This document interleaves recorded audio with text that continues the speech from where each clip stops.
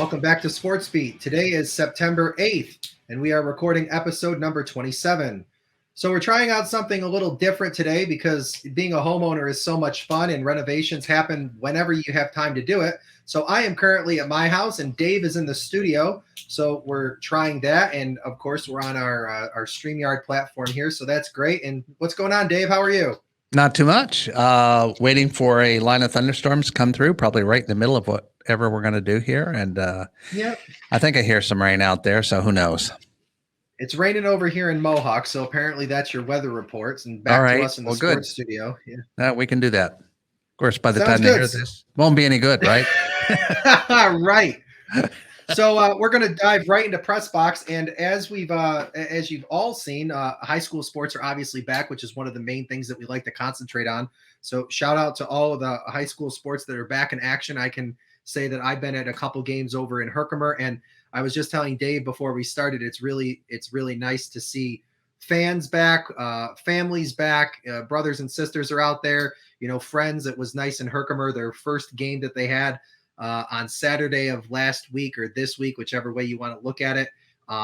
They had a bunch of students that were there, some old seniors from last year who are freshmen in college this year that are local were there. So it's just nice to see the stands starting to fill back up. And, like we had talked about, it was taken away. So now people, I think, have a little bit of a better appreciation. So that's always good to see. So we're going to do some high school recap here. Boys soccer. Sequoia Valley beat Adirondack 8-0. That's a good way as a Sequoia to start your season, and a bad way for Adirondack. And Canastota beat Herkimer last night 3-0.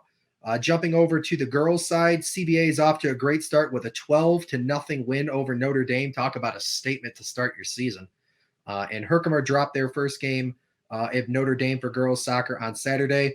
I will say on a personal note, the coach, Vanessa Jecko over there, the girls look to be in great shape, condition. They were keeping up with other teams. I know in past years, people have always said that sometimes conditioning is not always a thing. And it was nice to watch a game where it was a little bit more physical. They fought for the ball. So again, I don't know if it's just the differences in last year or they just don't want to get, pushed around, but the only way you're going to win is to push back. And it was a really enjoyable game. They did a really good job. The girls should.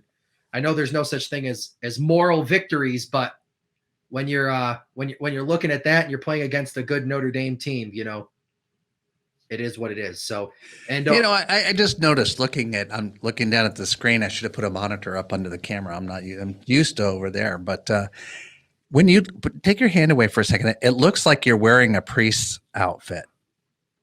Have you noticed? Rob, yeah, that's no, seriously. I mean, look at it. Yeah, it's darker. The sad part is because the lighting in my office. Oh, okay. Now that you pulled back and turned that way, I thought you had a white collar on. I thought you had some kind of a priest outfit on. I shaved because I don't look like anybody who's out on the streets today. So yeah, but you should have. The blade, was up higher to start with. It's something wrong here. All right, I swear I thought you had a priest collar on when I'm looking at this. This is the kind of crap that you would notice right in the middle of everything. That's just great. That's great. It was bothering me because the light behind you over your left shoulder, I was like, that's annoying me. He should have that up against the wall. And then I look back at you and I'm like, he's got a priest collar on. What is going on here? I thought you were just jacking with me. All right. Oy vey. All right. And we were talking and Dave gave me this one. Little Falls beat Holland Patton 5-4. Little Falls Mounties were down 3-0 and came back to win in the last seconds of the game with a final score of 5-4. Nice way to start over there for the Lady Mounties, and I know they're the home team for where our podcast studio is, so good for them. And the Old Forge Eskimos, which I believe is one of the most appropriate names of any sports team in the country, maybe the world, got off to a good start with a 3-1 win over Madison. So I don't know if we can say the word Eskimos. I just did because that's what it said on their website, and that's what it was posted in KTV UTR, and I think I saw it on the Telegram, and it was on a Facebook group as well. So you know what? How about that? How about the Washington team? The Washington football team. That's just great. I'm going to move this here. Yeah, there we go. There we go. Now, and then if you put that light, if you took that light behind you and put it up on the wall, it would kind of like backlight. Oh, not that one. That one. Oh, no, you can have it on. Actually, you should have it on, but that's okay. Oh, you want me to light up a wall, you mean? Yes, instead of Oh, shining okay. right into your camera. See that people learn a little. See, there you go. Now, Ambiance, yeah, uh, because yeah, that's what it is. we care about such things over here in Yeah, Fort Drum. Yeah, yeah, right. we do. And I don't know at the plywood wall. It's like Yeah, it's almost like it looks like it's from Star Wars. Like they're down in there in it's the garbage thing, and it's closing on them. I'm sorry. so this was my grandfather's office, and this is some paneling, and I just haven't painted over it yet because I'm just not there yet. I guess I ran out of blue paint, and I just said, you know what, and here we are. So Here we are. judge me for my walls, I guess. And quickly over to girls field hockey, we've got Little Falls beat Liverpool 5-1 to open their season. So again, a good start all around for all of our local teams. And jumping to high school football, many scrimmages. The scrimmages were recapped all over the place over the weekend. Preseason is just about over, and games are set to start this weekend. Secoy, we will know, is down, I believe, to 8-man. They've left the regular football and they've gone to 8-man. And Frankfurt had an interesting story. And talking to some people over in Frankfurt, they went through the whole preseason as they were going to be a regular football team. And then they looked at the whole roster and realized that there is going to be a ton of people on their team that's freshmen. They didn't want to put them out there playing against upperclassmen like that and get batted around. And it was a safety concern, which I can totally understand. It's just the timing. Like if this was going to be the case and you knew that you had, 13 or 14 or whatever it was freshmen, and you knew that back in June and July, it's just interesting to me that they went through the preseason and they did passing league and everything like that. Like they were ready to go. And then they pulled it at like the last minute. The good news is, I guess, if you're looking at from a program aspect, they've got a decent group of modified, and those 9th grade players maintain their eligibility for modified. So they've dropped down to the modified ranks, and they'll get the experience that they need there, I guess, and then be able to move next year. It just, it's a wacky situation. I totally understand the safety aspect because you don't want a young team getting batted around by, upperclassmen and you got to bulk up. Isn't that what high school's all about? Seniors beating up on freshmen? Yeah, I wanted to say something politically correct. I'm sorry. But and I get that, but and it's just interesting to me too, as a program like Frankfurt, they went, what was it, 3 years ago to the section championship. COVID happened, so COVID doesn't count at all. I mean, last year, just wipe it off the record books, and go from there. But you went from the dome to staying home, and that's just wow, look at that. And that wasn't even intentional.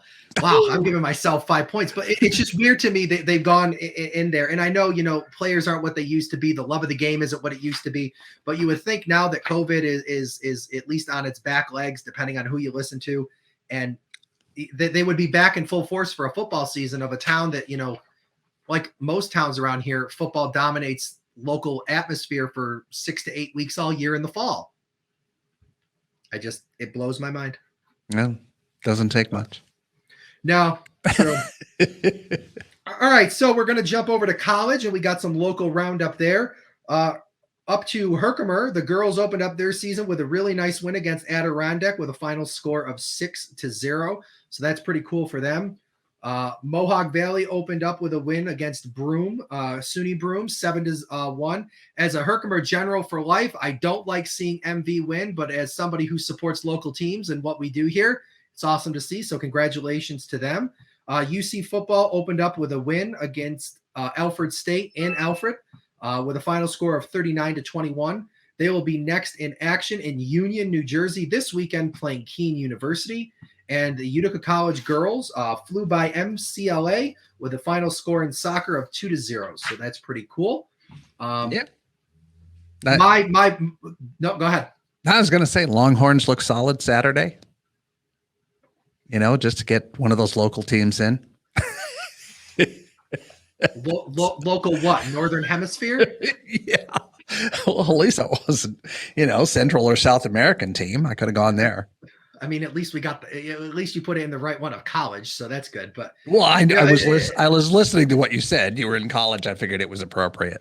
Yeah, there you go. No, I'll say, one of my biggest things that I love watching, I have a passion for, and I've come to enjoy just because of the pageantry, the games, just the overall atmosphere seems a hell of a lot better, is college football, which I know Yeah. you as a Longhorns, myself as Alabama. But it was really, really nice to watch uh, really, really nice to watch the entire return of college football this Yeah. weekend. It was kick ass all over. ESPN obviously did a great job with their stuff, talking about a bunch of stories that we just didn't see. Lee Corso, who spent all of last year pretty much in his house just because of his age and everything, he was back on the set with the guys. So it was pretty fun to watch. I try to get as many games as I can. And I actually even made bullet points. So I'm gonna go off script.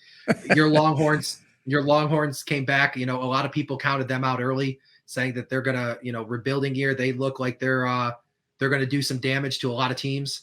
I heard looked good. They looked.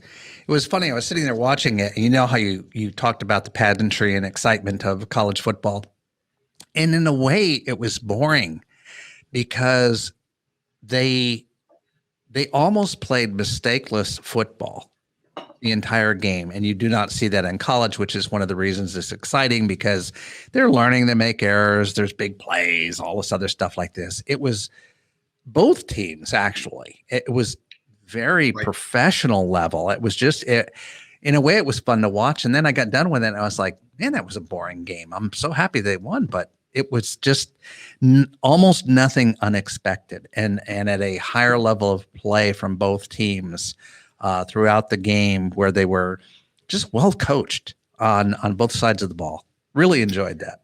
And I know one of the things they were talking about overall, I mean, you get the SEC teams and the upper echelon teams, you expect perfection, but a lot of people were worried that a lot of the teams in the mid ranks and all the way down to the bottom end of SBSs was going to have issues, because some of them didn't play at all last year. Like we saw college football last year, but not every school that's used to playing was on a roster anywhere. And some people just shut their seasons for the entire league down. Yeah. Or conference rather. So there was the concern that there was going to be, flags for just the stupid little ticky-tack stuff that you need the experience for. And I forgot who it was. One of the coaches for one of the teams was saying that they didn't play all last year. So they have people on their team, players who last time they suited up was 2 years ago, and they were playing in high school. And now they're starting as a sophomore, or, redshirt freshman to get the year of eligibility, but they're in their sophomore year in terms of grade level. And that's interesting to think about, because that's a long time away from the field. And you can practice all you want, but until you're in a game where you're getting your head knocked off by another team or something like that, and that leads me into talking about Nick Saban. I am a Bama fan. I admit that all over the place, but I was nervous, and I talked to a bunch of my friends about this for this game, because Miami looked decent last year. They've got one of those programs where they're going to come and bring the kitchen sink to you. And I was worried with all of, not the superstars, because let's be honest, in college football, you can have the superstars and, who's making a Heisman campaign, but you hear the term, we lost most of our line on offense and defense because they were drafted in the NFL last year. Yeah. You rightfully have a concern as a fan and as a watcher of football, saying, what are they going to do? Question mark. I don't, and you hear people in cyberspace talking about, well, this might be Nick Saban's best team ever. And everybody says that because that's the tagline everybody says every year. Yeah. The way they came out against Miami was ridiculous. They rolled them. Miami never even bothered to show up. And if they did, and that's their A game, I don't know what to expect for the rest of the season. So it was really good. And Nick Saban had a quote, and we're talking about practice here. He said their practice squad, when they play each other, it's for real. Mm-hmm. And that was just interesting to see there. So kudos to Bama. Roll Tide. Pretty happy about that. Clemson gets upset. That was the big one. That was the night game. Low scoring between both of them. And I don't know what that has. Clemson, they might be eliminated from playoffs right now because, you start off your season with, what was it, 2-3 or 3-4, whatever they were ranked before. And that's interesting. And I know there's a lot of people in the Valley that are Notre Dame fans. I can't stand all of you. Notre Dame should not be allowed to do anything. Pick a conference and stick with it. I said what I said. Come at me. I don't care. But they get a nail biter against Florida State in overtime. But that was an entirely good game to watch. If you missed that game, I think the Notre Dame Florida State game, just because of the overtime and the back and forth. Clemson Georgia was good, but I think Notre Dame, as a Bama fan, I was happy about that. But after like the second quarter, they're up by 4 scores or 3 scores or whatever it was. It's like, okay, I can go back to doing what I was doing. So never in college though. Never do that. You got to wait till the last second. Yeah, tell that to Saban in the Iron Bowl a couple years ago, where he advocated to put 1 second back on the clock. He kicked the ball and Auburn returned it and won the game in the Iron Bowl. And I believe that eliminated something. Yeah. Anyway. Yeah. See, at least I can be objective. You can't say I can't. So, and we're going to end the college section. And I was talking with Dave beforehand about this. We've been talking about what happened with the Syracuse women's basketball program. And we reported about a month ago that they were launching an investigation. And the report finally came out. So, and I'm reading part of the news release. An investigation was completed by outside counsel. They named the counsel Mulvaney and Myers, who interviewed 55 players or student athletes, student managers, coaches, and administrators. And here's the interesting part. 120 were invited to attend. So you got 120 invites, but only 55 were done. So why did, nobody else, go? But what it is. Maybe a preponderance of evidence. Yeah. Or like if you're Hillsman, do you really want to be interviewed as a deposition, which can be used against you later? Because this is just internal, but so basically it kind of confirms what we've all been talking about. A number of players had a positive experience, even though they've left the program during their time at Syracuse, but a concerning number of players and managers describe an unhealthy environment and culture around the program. And Syracuse University, athletics department procedures and personnel did not adequately identify or address concerning behavior or complaints that were raised by student athletes. So that is the report is all there. It's quite lengthy, I'm sure. But yeah, Hillsman. And here's the interesting part. He resigned as the head coach of the program. He's got this demerit that he has a toxic culture around him. And the pile of crap gets, and this is in the release, he was hired as the head coach of a Spanish professional women's team, I can't say, on Thursday of last week.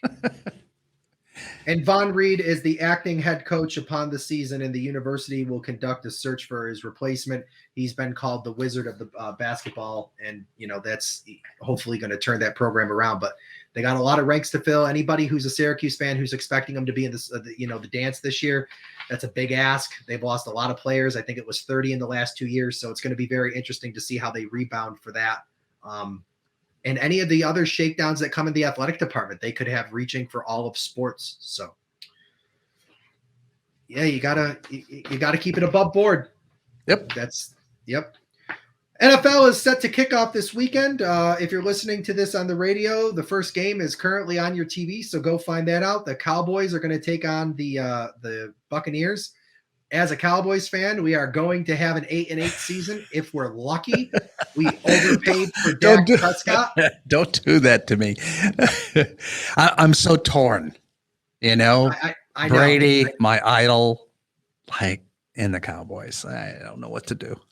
Yeah, and anybody who says Brady's not the best to ever walk on the field is an idiot and should just stop talking at that point. But Dak's got the concerning issues with him, and one of the guys I work with was saying that he was watching the Hard Knocks, which is in Dallas this year, and there's definitely, and I haven't seen it, but there's definitely a culture in the locker room that there's a lot of unrest between the players and McCarthy and the coaching staff. Really?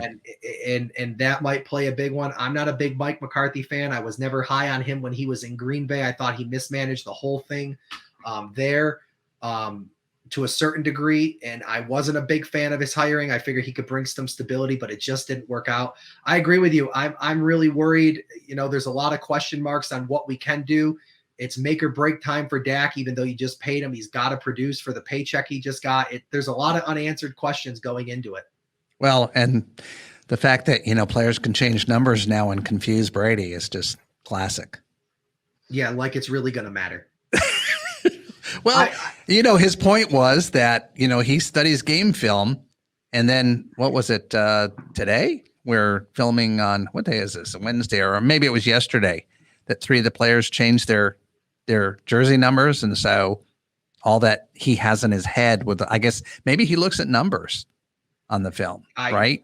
To understand. But now instead of seeing an 87 out there, he'll see a 1 or a 9 or, something like that. So, but it's Brady. We'll see. I think he'll get through it. We'll see. Yeah. Yeah, I think, and the thing is Tampa Bay is one of the most stable teams that's in the NFL. I don't think they lost, if anybody, on the line.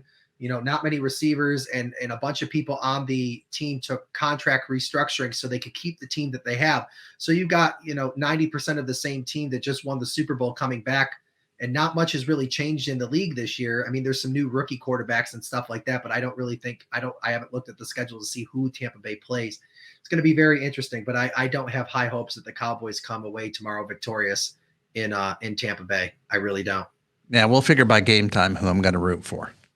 Okay. I want Brady to look good, like awesome, but maybe I want the Cowboys to win, well, which would be a good start.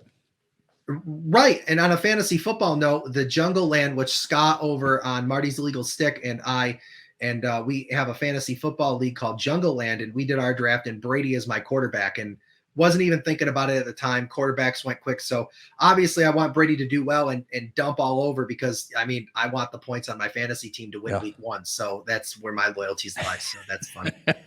Okay, Father. Yes. Bless you, my child. Jumping over to the MLB today, if you are in Cooperstown, which I know a bunch of people here locally are, and from all over the country and world, it is Hall of Fame induction. Induction Day 2020 and 2021 for both classes, as it was canceled last year. So I'm sure, just watch the local news. They're going to cover that end to end. Jeter is on the front page of everything sports related. So that's fun to watch.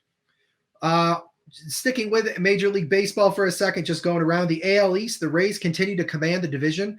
Yankees hold second place at 9.5 games back. Boston is creeping back at 10 games back, and the Blue Jays are 12.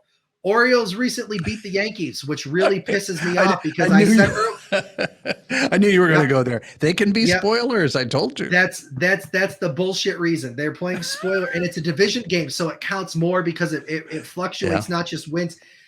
But they're 43 games back. Like, just go away, mail it in. Put the cardboard cutouts on the team, on the bases. Let them go a home run derby against the rest of the teams. And get Cinnamon Man behind the plate. Yes. There you go. There we go. And the Orioles have an interesting distinction for this year. If I've done my research correctly, which you should question automatically, they were the first team eliminated from playoffs for this year. Well, that's not hard to figure out. Exactly. I hear the thunder out there, so that storm is close. I hear it. I hear it for you. I don't hear it over here. So over in the NL East, the Braves continue to hold first place, but that division's a little bit more tight, especially towards the top 3 teams that they've got there. Philly is still in second place at 2.5 games back. The Mets are still in third at 4.5 games back. Nationals are 16.5 games back, and Miami is also 16.5 games back. So a little bit more close towards the top there. And then you got that fall off of, 12 games, 12.5 games. So fun times over there. I'd like, I don't hate the Mets, but it would be nice if they can get it together here late season, sweep a wild card, or if by any miracle, which I don't know if it's mathematically possible, but it might be with only 4 games out of first place, come back and win, because I'd love to see them get into postseason. As a New York fan, it would awesome to see a Subway Series again, because it hasn't happened in a while. But I think that's the pipe dream. We're gonna go to the other side of the world. We're gonna go to the Netherlands. Formula One was there over the weekend for the Dutch Grand Prix. Really, really cool race. Talk about pageantry. They had one of the DJs that's known in the the underground and above ground community named Tiesto. He was the master of ceremonies for the game and the flag bearer. And the fun story here was Max Verstappen with Team Red Bull was the winner for the race. And the cool spin on the story is he just became a Dutch national. So they were saying this is the first time a Dutchman has ever won the Dutch Grand Prix, and all the pageantry that went along, and everybody in the stands had orange and the his jersey or whatever for Team Red Bull, which is just really cool to watch. And he came across the finish line and the entire crowd went crazy. So Wow. really, really, really cool race. Mercedes pushed Red Bull the whole time with Lewis Hamilton, but Max's car was just too fast. They had a perfect race. Team in the pits all day long was perfect, and they just had everything on lockdown. And in this Sunday, Formula One is back in Italy at Misano, if I said that right. So we go from Netherlands to breaking out the pasta. So that'll be fun to watch. NASCAR is in postseason. The regular season finished up a couple weeks ago. This past Sunday, they were in Darlington. Denny Hamlin took the win there, so he's going to move on because the way that structures is the survive in advance. So they've got like the first 4 races, and then they cut people off and start truncating. So Denny Hamlin's going to make it to the next round. And this Saturday, they're going to be in Richmond racing the Auto Parts 400. They're also doing a salute to the troops with a big 9/11 memorial anniversary as well for 20 years. So that's going to be cool to watch there. So yeah, and it really, and kind of closing, nothing to do with sports, but there was impacted sports. It creeps up on you every year, being, fall and all the stuff that comes in, and school's back in session, and, everybody's switching into mode for fall and all that, it doesn't seem like it's been 20 years. I'm 31 years old. I can remember exactly where I was. That's my generation's JFK moment. It's crazy to think that it's been 20 years since we all watched that horror on TV. What happens when you can remember both the JFK moment and 9/11? It means you're probably a member of AARP. Hell, they started sending that stuff when I was 40. You're close. my dad's 50th birthday, and I arranged for him to get an inductory packet for AARP delivered to work. You're so evil. I am. So, and the worst part was they screwed it up, and they sent 2, and he got busted on at work for having 2 delivered to AARP like right after his 50th birthday. That's too much. But no, I remember, and I'm sure you do too, where we were watching that all happen. And then I remember the Mets game with, I think it was Mike Piazza who hit that home run the first game back, or one of the first games back after that happens. And, there were some very memorable sports moments that happened around that day and the fallout that happened afterwards. And it really doesn't seem like it's been 20 years. And, it's still every year there's the stuff that happens up here because a bunch of responders from up this area went down to the city to help out. And, the fallout that happened to all of the first responders with the 9/11 sickness and that battle that they fought afterwards. And it's surreal. I think I have like 4 events, 9/11 events to cover on Saturday. 9, 9:30, 10, 1 o'clock. I mean, just one right after another. And it's important, and I say this not politically motivated in any way, but it's important that we remember that. And some people have asked now that it's been years. Should we not? And even growing up, I remember, Pearl Harbor Day was a thing because my grandfather was in the Navy during World War II. So Pearl Harbor Day always had a special meaning as well. D-Day, time has gone by, and I don't want to say glazed over them, but the people that it impacted as a first generational impact have moved on. And I remember where I was, but there are kids in high school today that were not even born when that happened. And it's all surreal. Yeah, I think that what will happen is when every last person who was ever alive that day is dead, then maybe. But if you listen to some of the interviews, there's been some interesting ones, where every network is trying to interview people, or daughters or sons or whatever. But one of the ones I saw was really telling, where it was a drop-off point at a rail station in New Jersey. And there were, if I remember right, 17 cars that nobody picked up in that lot that day. Oh, wow.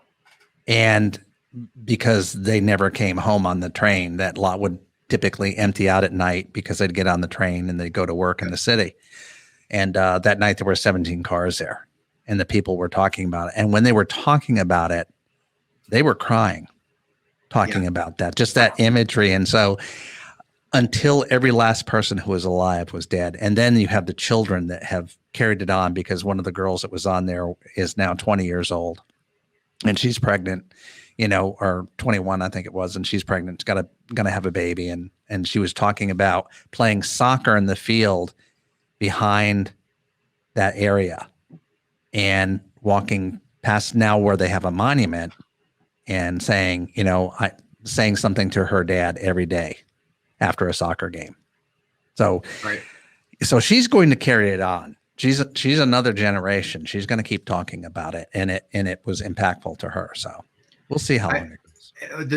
The one thing two things that I remember the most, at least in terms of this year, is for the 10th anniversary, CNN and Tom Hanks did this thing called Boat Lift.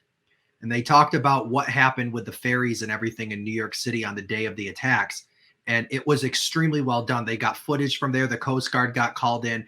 And there was one, it's like 11 minutes long. And I've watched it every year since on or around, and it still gives me goosebumps.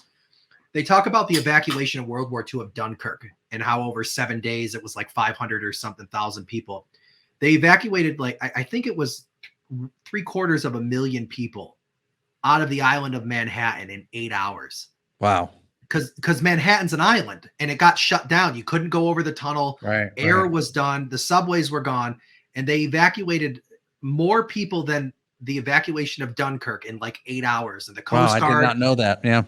I'll send it to you. It's extremely well done. They talked to the people that were the captains, some of the people that were there. It's still surreal. And the other one is this year is, and I can't remember the guy's name. He's an astronaut right now on the International Space Station. And this is his last tour with NASA. I don't know whether he's retiring or he's timed out in terms of missions, or he just doesn't have one lined up. And he wanted to bring a memento in space. And he was a member of the Navy SEALs with SEAL Team 3. And so this time round, one of the personal effects he brought up was one of the guys who worked for Boeing or Lockheed that was in the Pentagon, who died on the day, wanted to be an astronaut and was in the program or something of that, but was a big space enthusiast. And they brought up some mementos, some notes, a picture of him and his wife. But one of the cool things was, and I'm going to post this picture on 9/11. It's absolutely phenomenal. It's got a piece of the tower itself, one of the pieces of steel. And they've got the wristbands that you wear. It says 9/11 Memorial, we will never forget. And it's in the cupola on the International Space Station with Earth as the backdrop. Oh, wow. And it was just, it was one of those pictures that it was just, it hit me. And I was reading the story earlier on Break at Work, and I'm just like, damn. But 20 years, man, 20 years. Yeah. But yeah. Gonna finish up here with plugging my fellow podcaster, Bobby Ramunda. Again, he's got that series called Windfall and Forgive Me. I'm really, really interested in listening to that. Forgive Me. It's about the confessions in an upstate town. Anybody who's listening to this episode and you have ideas that you'd like to talk about, send them our way. Coaches, staff, and players, please include us in your sports reporting at Sportsbeat with MyLittleFalls.com. For updates and highlights throughout the week, find us on Facebook at Sportsbeat with Rob Drumm. For all your local news, sports, and our podcast home, find us at MyLittleFalls.com. For Rob Drumm, here with Dave Warner from the Digital Great Beyond. We'll talk to you next week.